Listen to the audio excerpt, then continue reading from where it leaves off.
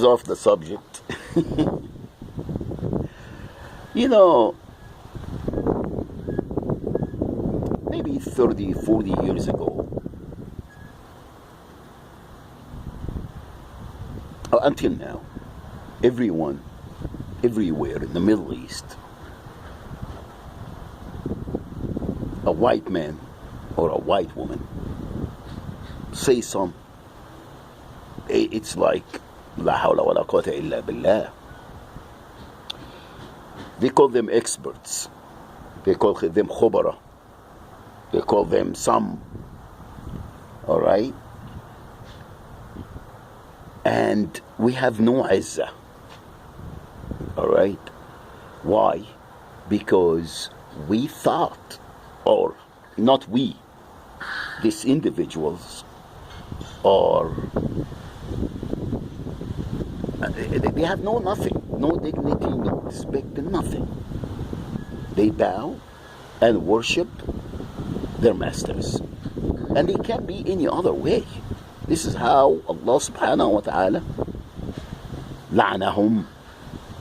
Okay, so it is not some choice. Now, let's go back. Life experiences. I went Iraq in my youth, in Basra, during, when Saddam Hussein just got in power, and they were doing a lot of economic developments for the whole country. And companies from everywhere, they were there. During that time, it was supposed to be a British and United States of America fighting over the control of the Gulf and the oil, and how and that's why the Iraq-Iran war was because of Britain and the United States of America. Saddam Hussein was supposed to be British, and Iran at the time was supported by the United States of America. Now, I work at, they were building that in Zubair, or southern Basra, right by the Gulf. A petrochemicals project. That was in 1970, started in 77 or 78 during Hassan al-Bakri, and lasted until the war between Iraq and Iran. And it's supposed to be a Greek company that took the whole project and then subcontracted to a German company, American, Loomis Tyson from New Jersey. I don't know if they still exist or not. And the Americans actually took over from the Bucat. I think that's what it was, Bucat, the Greek company that they were doing the pipelines and so on, and United States, the American company took over, which is Loomis Tyson. It was based in New Jersey. Anyway, from now on, they have the whole, and that's where the chemicals weapons were developed after, in the 80s when Saddam Hussein used it, supposedly. Rumsfeld was there in 1987 and hugging Saddam. Yeah, we know the story. Okay. Now, when I worked there in Iraq from 79, beginning of 79 to 82, I don't remember now, or 81, when I just left and I went Europe and traveled through Europe, and then I went to London, and I was there for a couple of years, and then I came to the United States. Now, they have a lot of Egyptians, because at the time it was the only way out from Egypt was Iraq, Jordan and Iraq, and some people went to Syria. But the most work and the good pay was in Iraq. After, the Saudis and the Kuwaitis and everyone, they started enslaving everyone, and, until now. Anyway, all the experts, all the military advisors, the teachers, the doctors, the workers, the side, the day workers, everywhere it was Egyptians building everywhere in the Middle East, and that started way, in the late 50s, early 60s, Libya and everywhere. We used to go on, built everywhere. All right? Now, when, of course, every company, I work with an Italian company, I work with a German company, I work with Japanese, I work with the Americans, I work with everywhere, from people from every company from everywhere, and people from everywhere. That's why I learned and I met and I start knowing a lot about what's going on.